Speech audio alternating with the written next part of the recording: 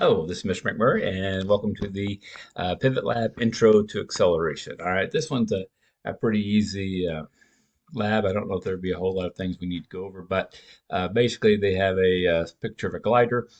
This is an air track, which basically is kind of like if you ever played air hockey, where you just slide the had little jets of air coming out along the trail, along the rail there, and it shoots air out.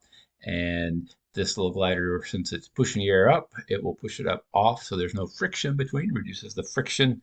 Therefore, there's no force friction, practically frictionless, and it will just slide back and forth.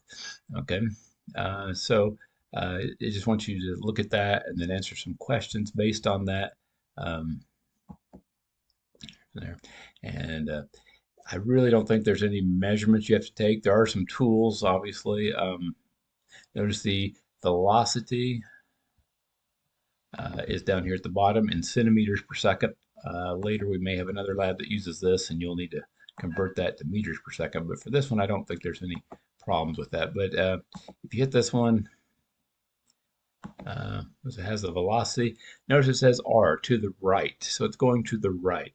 Normally, not always, but we call acceleration to the right positive, and if it's to the left, negative. Sorry if you're left-handed, nothing personal. That's just the way they do it.